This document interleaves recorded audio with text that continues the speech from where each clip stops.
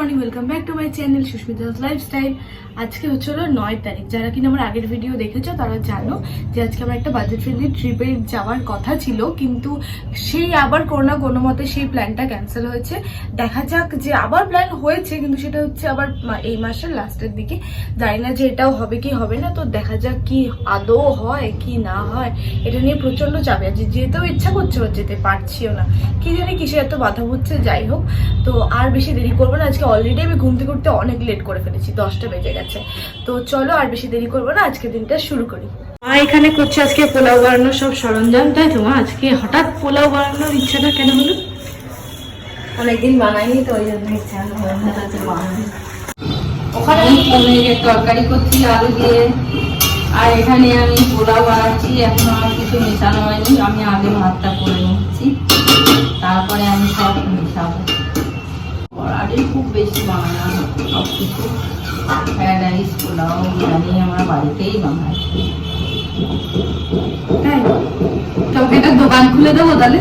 তোমাকে তাহলে একটা ফাস্ট ফুডের দোকান খুলে দিচ্ছি, তুমি তাহলে ফাস্ট ফুডের দোকানে বসবে। তুমি তাহলে এতই সবকিছু করার তাহলে একটা ফাস্ট ফুডের দোকান খুলে দিচ্ছি। হ্যাঁ, আমি চপ পেঁয়াজি বেগুন সবই করতে পারি। চপ পেঁয়াজি সবই করতে পারবে, তাহলে একটু দোকানটা খুলে দিই, ঠিক আছে?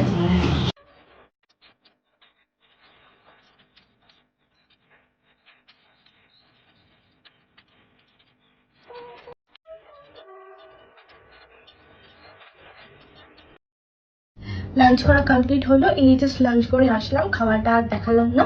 তো এবার একটু স্নান করবো, কারণ সকালবেলা থেকে আমি মায়েরও হেল্প করলাম, তারপরে উঠলামও দেরি করে, এই করে স্নান করা হলো না, খেয়ে নিলাম আগে আজকে। তো এবার যাবো একটু স্নান করবো, তারপর হয়তো একটু রেস্ট নেবো, বিকালবেলা আবার ভিডিও করা স্টার্ট করবো। ঘুম থেকে উঠে একটু ফ্রেশ হয়ে নিয়েছি, তারপরে ভাবলাম যে একটুখানি বাইরে দিয়ে ঘুরে আসি, তাহলে হয়তো ভালো লাগবে। কারণ ঘুম থেকে ওঠার পর না এত বোর ফিল হচ্ছিল, আর বাড়িতে ভালো লাগছিল না। তো ভাবলাম যে একটু যাই, দিদি জাস্ট পরিয়ে ফিরলো, ওকে বললাম কিচ্ছু তোকে জামা প্যান্ট খুলতে হবে না, ওইভাবেই থাক, চলো আগে ঘুরে আসি আর কি, তারপরে জামা প্যান্ট খুলিস। তো চলো তাড়াতাড়ি যাই, তোমাদেরকে দেখাচ্ছি কোথায় যাই। আর ভাই দাঁত খেলাচ্ছে, ওকে একটু দেখিয়ে দিচ্ছি, দাঁড়াও। ওকে বলি, ও হাফ প্যান্টের চক করে লজ্জা পায় দেখাচ্ছে না, তাই তো? কি সমস্যা? হাফ প্যান্টে কি সমস্যা? ছেলেরা কি হাফ প্যান্ট পরে না? পরে খাবার আনবি আমার জন্য। ঠিক আছে, তোর জন্য খাবার আনবো। ভাই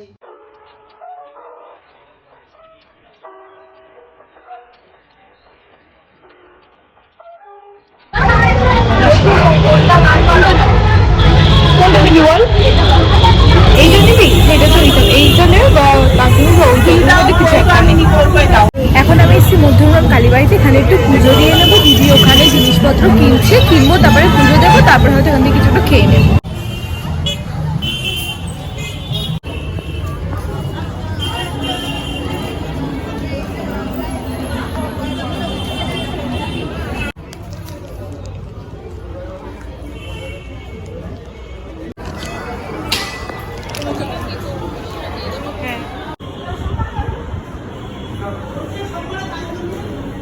মায়ের পুজো দেওয়ার পর আমরা চলে এসেছিলাম এই ফুড স্টলে। এই ফুড স্টলে শুধু ফ্রুট দিয়েই জুস করে দেওয়া হয়। এখানে স্মল, মিডিয়াম আর একটা লার্জের আছে।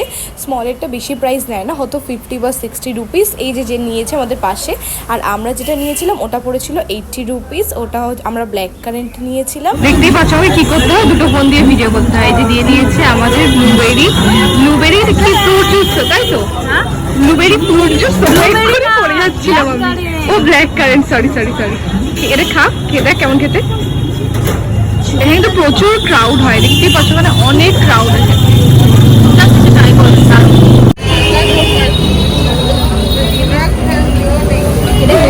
এখানে এত পরিমাণে ড্রাই ফ্রুটস না দেখা, এত এটা টেস্টি খেতে। আর মেনলি এটার খাসিয়ত হচ্ছে পুরো একদম অরিজিনাল ফ্রুট দিয়েই বানানো, মানে কোনো আলাদা জুস না। এটা ভালো লাগে, এটাই বেশি।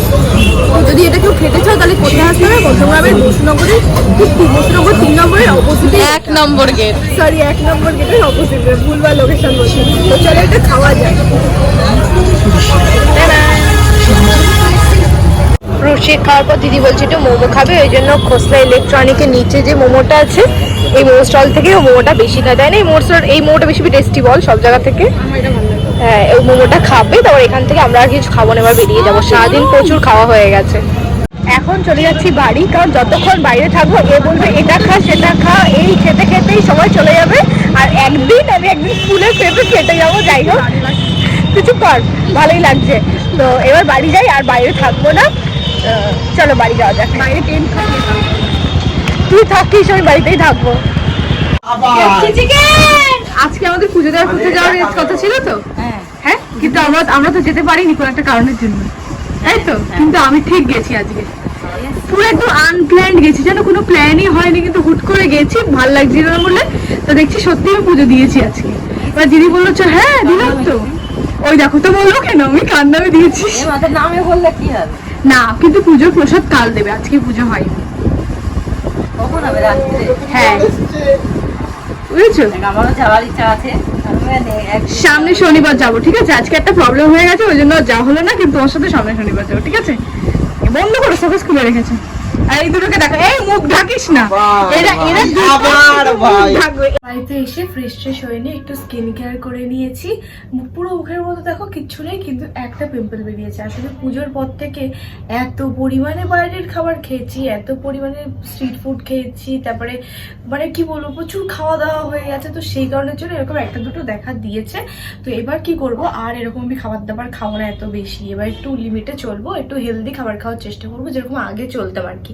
এত আমি খেতাম না, এত আনহাইজেনিক, তারপরে এত তেল মশলা, এখন একটু বেশি খাওয়া পড়ে যাচ্ছে। যাই হোক, তো চেষ্টা করবো আমি যে একটু হেলদি খাবার খাওয়ার, তাহলে শরীরটা ভালো থাকবে।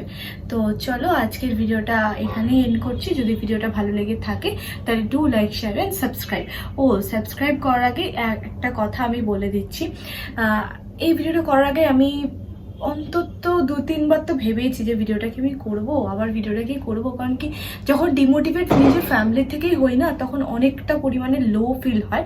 তো আমি বলবো যে যেই কাজই করো না কেন, কখনোই সেটাতে মাঝপথে ছেড়ে চলে যাও না। ডিমোটিভেট করার জন্য প্রচুর মানুষ থাকবে, তো সেটাকে না ভেবে নিজের কাজে মন দাও, যেটা কিনা আমি আজ করেছি। আমি ভেবেছিলাম যে হয়তো আর ভিডিও করবো নাকি, নিজের ফ্যামিলি থেকেই যখন এরকম একটা সিচুয়েশন আসলো যে ডিমোটিভেট করছে আমাকে। তো যাই হোক, তো এইসব ভাবনা চিন্তা না করে যে যেটা করছো নিজের ইচ্ছা মতো, মানে যেটা ভালো লাগে করতে সেটাই করো। শুধু ভালো কাজ করো, কোনো খারাপ পথে যেও না, এইটুকুই। তো চলো বাই বাই, দেখা হবে অন্য কোনো ভিডিওর সাথে।